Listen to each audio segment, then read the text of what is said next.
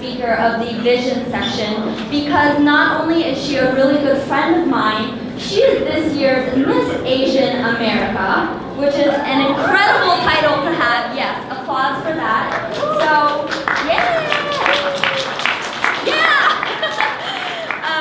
So Jessica won on a platform for creating positive representations for Asians in sports and media. And we all probably know there's not too many Asians in sports and media, in broadcasting and in hosting. So her personal professional career is in advertisement. So she's worked with UCLA Athletics, she's worked with the Giants, which is so cool, and with AEG. And her personal goal is to get into sports broadcasting. I do know that a dream of hers would be to host the 2020 Tokyo Summer Olympics, which I know she'll do because she's gonna come up here and talk to you guys about beauty and confidence. So let's give a very warm welcome to my friend Jessica Lim. Yeah, Jessica!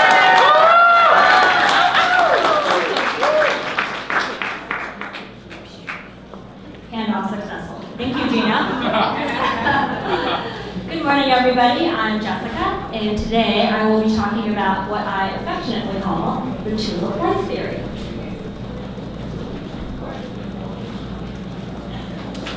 How inner beauty blossoms into outer confidence. The tulip has been a visual representation of a pattern I've been practicing every time I set a new goal for myself. It challenged me to compete in the Miss Asian Global, Miss Asian America pageant. That's why I dance and cheer on top of the dugout at San Francisco Giants games. How did this funny named theory do all of that? We'll put on your gardening gloves and let's get to work. First, let's look at the anatomy of a tulip. What makes it beautiful? The obvious answer is its bloom. But think a little bit closer. To play off of a children's song, the bloom is connected to the bud is connected to the bulb. By that logic, the bulb is the foundation for the tulip's beauty. Without the bulb, you don't have the sprouting bud. Without the sprouting bud, you don't have the blossoming tulip. Each of us here has the capacity to become a tulip. Each of us is in one of the three stages: the bulb, the bud, or the bloom. The bulb. Be 100% you. Know who you are at your core. The bud. Set personal and professional challenges to push you beyond your comfort zone. Finally, the bloom. Use all the work that you have put into the first two stages to accomplish your goals. Now that we've talked through the theory, let's take a case study. Me. This is 16-year-old Jessica. This photo is the perfect example of two things family and friends would say I identify as: sports-focused and a little bit stubborn. For some context on this photo, it was taken at our swim team banquet. Earlier in the day, I was the only member of our team to actually wear all my medals to school. I was proud of my own accomplishments, and I wanted to prove that swimming deserved the same recognition as the basketball team and the football team. This wasn't the only time my grades and attitude was apparent. I specifically remember a situation in statistics class. I was called up to the board to work through a problem in front of the entire class. As I was working through the problem, I was supposed to call out each action so that the class could follow along. My teacher stopped me and questioned one of my steps, but I defended my position and my reasoning. He proudly proclaimed, "Jessica Lim, no one is going to want to marry a woman who talks back." I think most people would have wanted to pull this move. I was so confused. How did this comment relate to statistics? Then I was embarrassed. My teacher was calling out a fundamental strongness in my personality and trying to turn it into a negative. I didn't let that discourage me. I turned my inner cheerleader on and chuckled at the fact that my statistics teacher was interested in my dating life. Luckily for us girls who talk back, we still get asked out to prom. The point is, Whatever your bud, sarcastic, bubbly, Oklahoma fan, aviator, own it and embrace it. That internally strong character is something you will fall back on time and time again. The bud, setting professional and personal challenges to push you towards your goals. One of the major differences between the bulb and the bud stage is that the bud stage is continual. When your goals are constantly evolving, the challenges you set for yourself will adapt to meet those goals. When you know your core and your bulb and your strengths, you also know your weaknesses. That awareness of your weaknesses, combined with ambition, make this bud stage vital. All of my bud examples have one thing in common.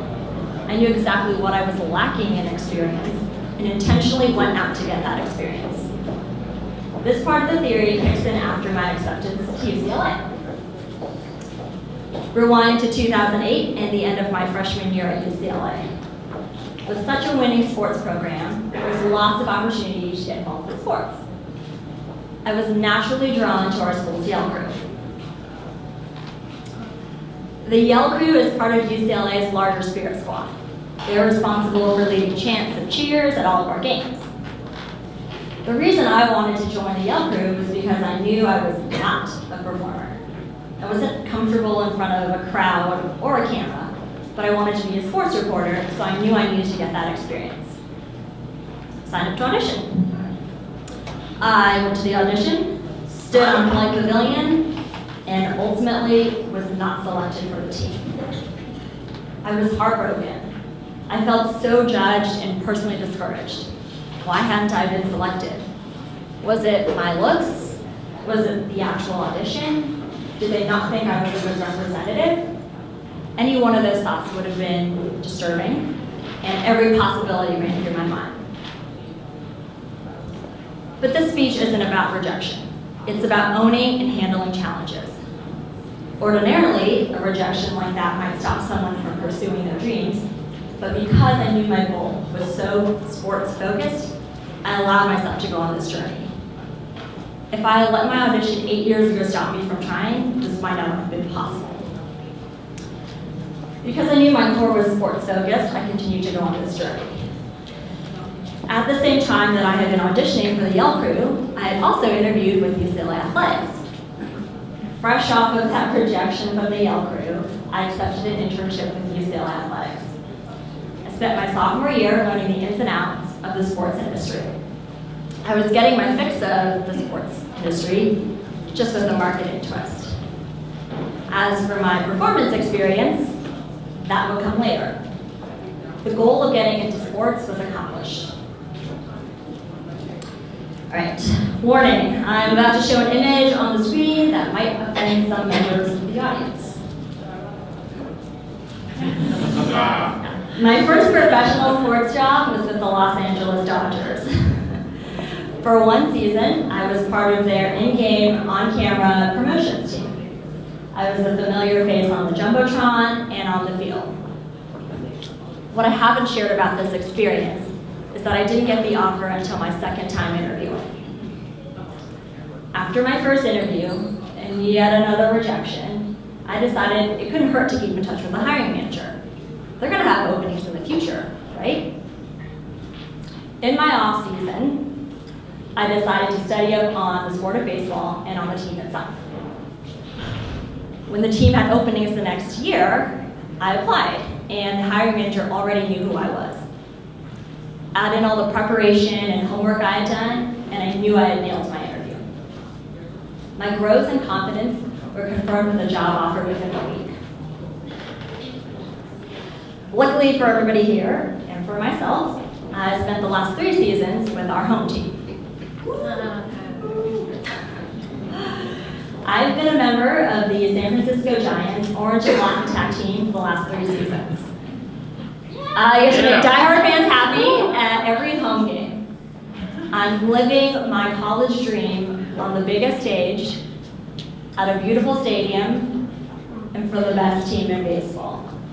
Woo! That wouldn't have been possible. That wouldn't have been been possible if I had let my experience at UCLA 8 years ago stop me from trying again. But because I knew my core, my goal was sports focused, I allowed myself to go on this journey. My individual story took me 8 years, but that's not to say someone here can't have success sooner. That longer journey made me appreciate it that much more. When all those pieces come together, the final stage is your bloom. I liken the bloom to a characteristic that former presidents Clinton and Kennedy possess: charisma. They know their core political and moral values. Bud, bold, check. They challenge themselves to run for office and contribute to society. Bud, check. When they ran and won their elections, that was their bloom moment. My most recent bloom moment was the Miss Asian Global, Miss Asian America pageant. Yeah.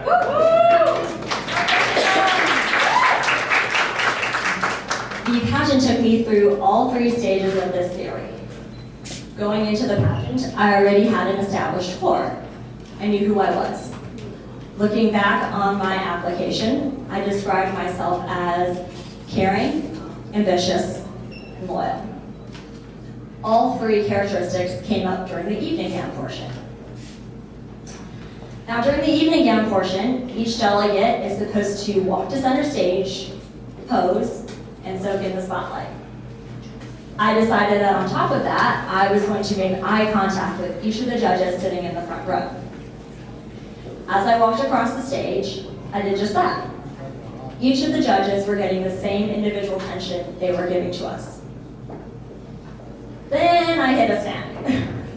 As I was walking to my mark to pose, I heard the MCs announce the next delegate's name. Instead of stopping to pose, I basically made a big loop and started to exit. I cared about each of the girls and the overall pageant. My loyalty to them propelled me to move forward. I took the MC's note as, hey, you're running out of your own time. Get off the stage. So I made my exit. Once off stage, I instantly realized my mistake. What if those 5 seconds would have made the difference? The evening gown portion is the last chance the judges get to see you before the top 10. I felt like I'd blown my chance. As the top 10 was announced, I held my breath. In no particular order, I was called ninth. The final question and answer portion went off without any major hiccups. As the curtains closed, I finally exhaled. I had done it. Put myself out there, flaws, mistakes, everything. I was shocked to be named Miss Asian America. I had persevered by keeping my composure, working through a challenge, and had blossomed into a beauty queen. Excuse me. Blossomed into a beauty queen. The title has allowed me to tap into a network of people I wouldn't have had access to. It's allowed me to meet people like Rick, who has expanded my network and allowed me to work on my sports broadcasting skills. The completed bloom of the Miss Asian Global, Miss Asian America pageant is now supporting my new goal of getting into sports broadcasting. My garden is a work in progress. There are completed blooms for accomplishments I've had, like the Miss Asian America pageant and working in the sports industry. Among those blooms are the buds. Those are the challenges I'm still working on and still pushing towards. Underneath the surface are the bulbs. Those foundational core interests are the root of all of your goals. We want to listen to our bulbs, set our budding challenges, and bloom into tulips. Everyone here today and out there has a goal they've been thinking about. What's your goal for 2017? Make this the year that you start your own business, run a marathon, and plant your own tulip garden. Thank you. Stay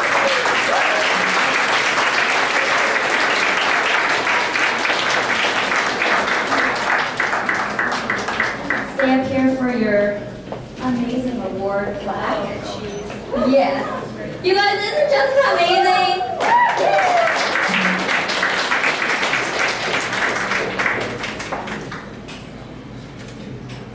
Back family. Okay, one more.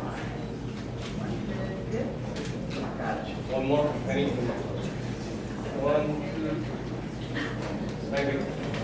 Doesn't Miss Asian Global have wonderful representatives this year?